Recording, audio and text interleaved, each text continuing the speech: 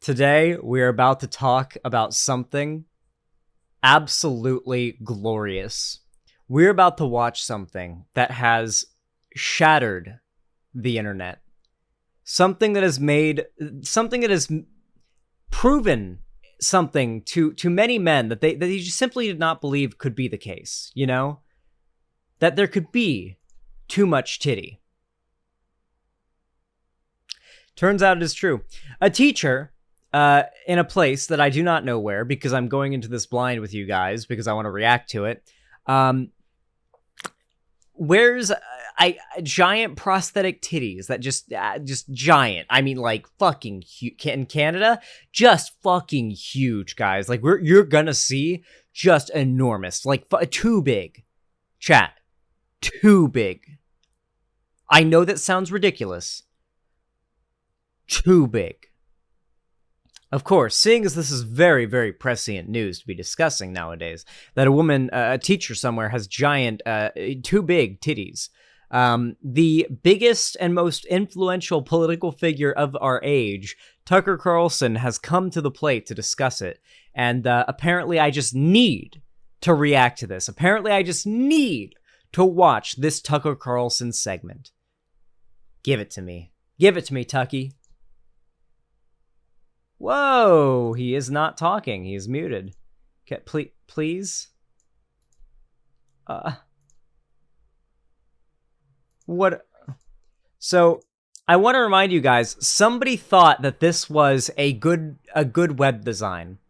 People at Fox News thought this was good web design to make it so if you pause a video, it completely makes it so you can't change your position in the video or the volume. Enormous prosthetic. Last time we told you about a teacher at Oakville Trafalgar High School in Ontario, right across from Niagara Falls.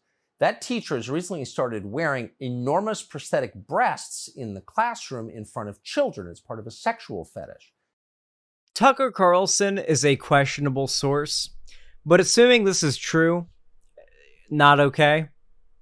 Absolutely not okay. This is insane. Like, let's be real. This is absolutely fucking absurd. This is being done with the purpose of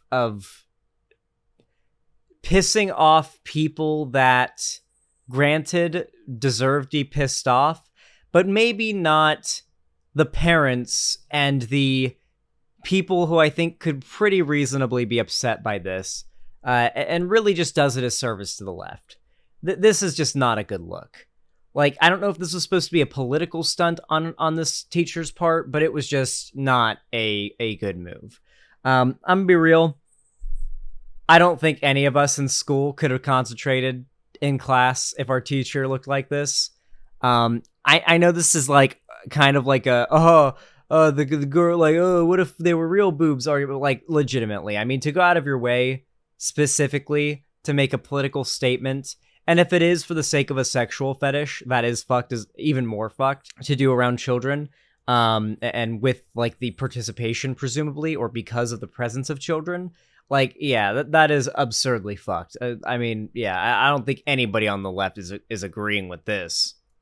In case you doubt that it is. The nipples are like protruding from the sweater like little volcanoes. The nipples look like little cartoon volcanoes. The costume is intended to emulate a genre of Japanese pornography.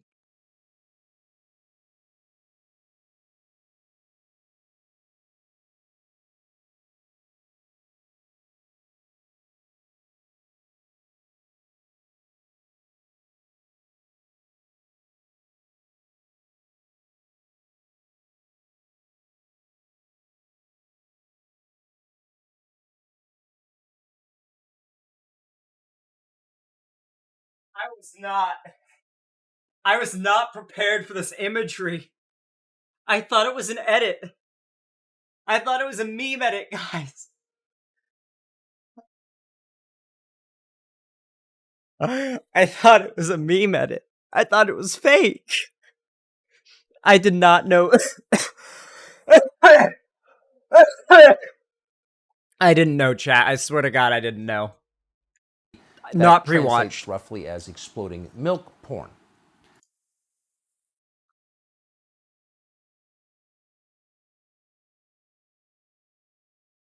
You are shit. This is not real. This is a deep fake, and this is not real.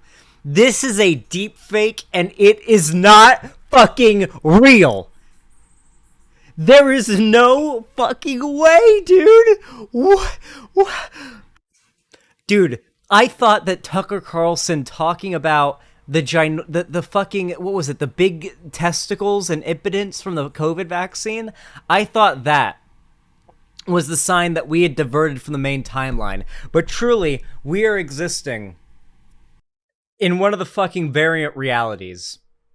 The main timeline is watching like a TV show featuring this reality and laughing at how ridiculous it is. So for a number of days, a couple of media organizations, including a Canadian media outlet that visited the school, reported that the identity of that teacher is Stephen Hanna. Oakville Trafalgar High School made no attempt to correct those reports. Why?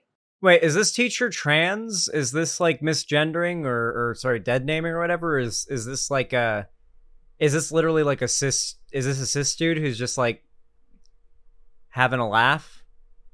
Or doing a political stunt or a grab for attention? Or what's the... We don't know?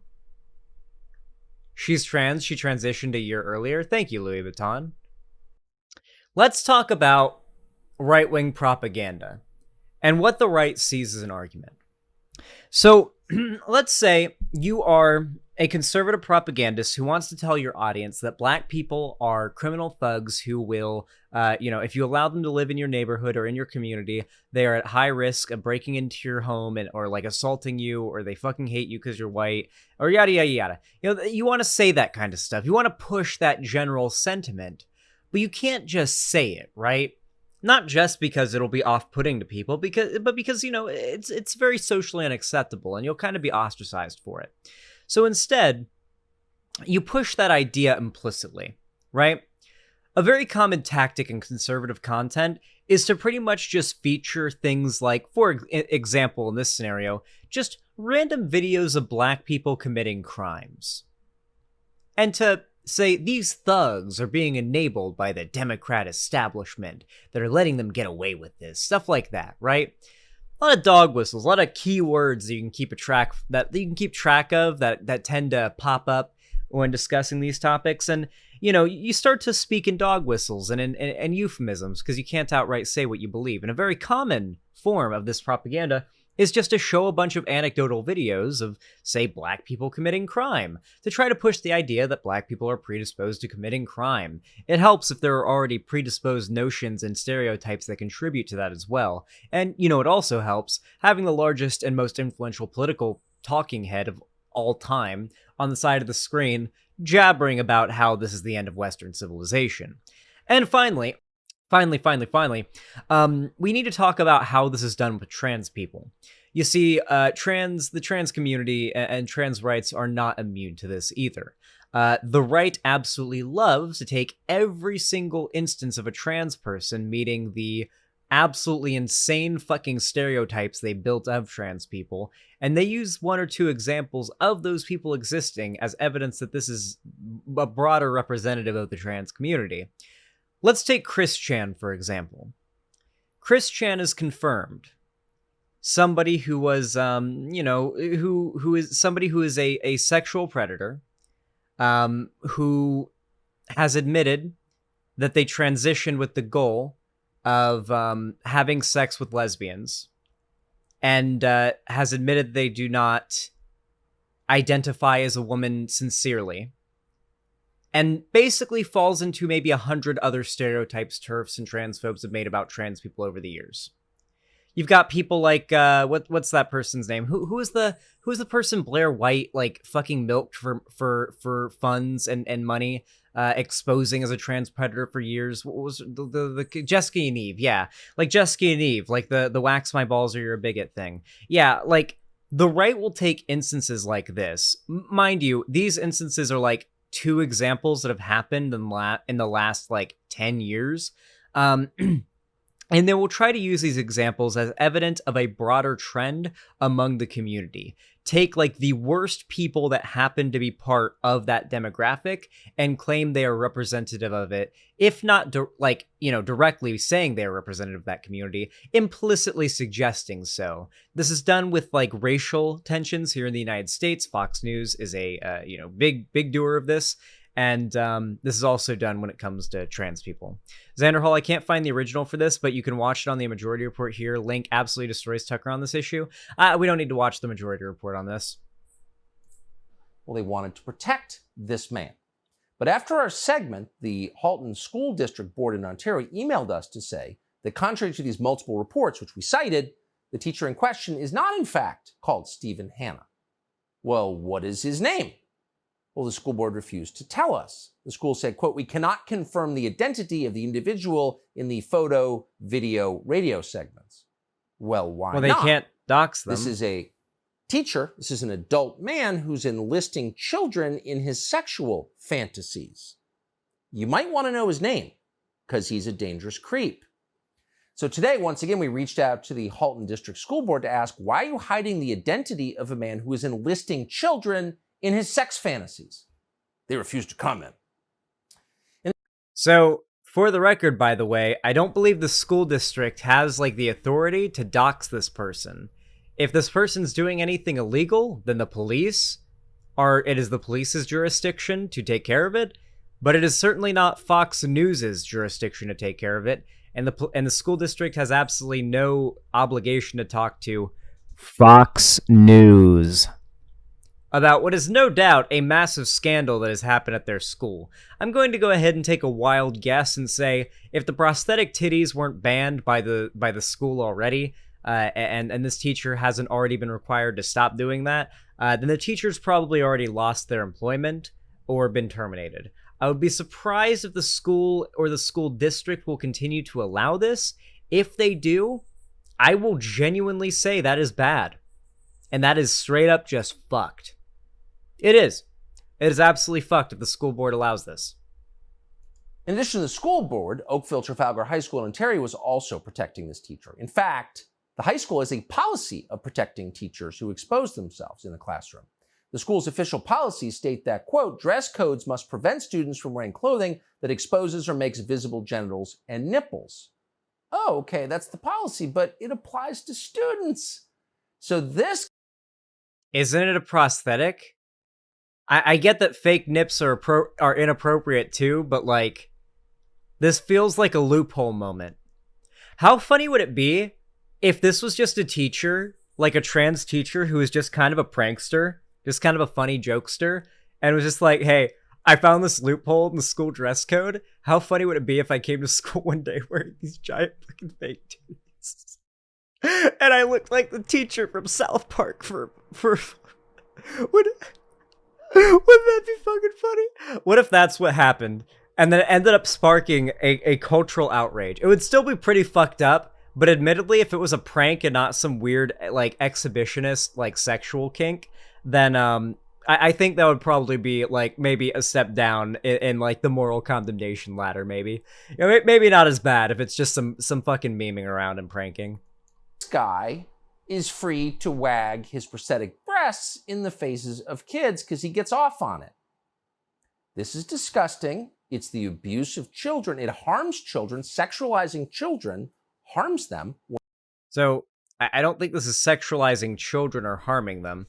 I like how conservatives can take something that is like, I think even the left even agrees is unanimously like cringe and bad, but then the right has to like turn it into something disagreeable. And do you know why they have to do that? Because if they start this whole segment with stuff that's completely agreeable, like, okay, yeah, this is fucked up, okay, this isn't good, then they can continue it on with the right-wing propaganda. Now they can talk about how this is what the left wants. This is what the trans agenda wants. This is what transgender people are like. They're trying to abuse your kids and push this sexuality on your kids. They're trying to sexualize your kids. And if you push against any of those last parts, well, now all of a sudden, you look like you're defending everything that came before. And you don't agree with Tucker on what came before, all of a sudden. And even if it doesn't look that way, people on the internet are fucking stupid and they'll decide to interpret it that way if they want to. If my comments are anything to go off of, that is. when adults do it. And we know it's happening because it's on camera and students have complained about it. But the adults, the school board, and the media are protecting this guy. And it's not just Canada. This has started in the United States. How so? And unless parents... They didn't dox the person. Nothing they've done warrants doxing. The school district does not have authority to dox this person's information to the national news, to like national headlines. Like, what are you talking about? Speak up and say, we will not accept this. You may not sexualize our children. You may not enlist them in your sexual fantasies or your fetish life. Keep that at home. It will continue. I do like that Tucker Carlson's positions will change depending on what topic he's talking about. So in this, because he's going to be speaking to such a broad audience, and this topic is something that has such unanimous like agreement from so many people, he adds like, keep your sexual stuff at home.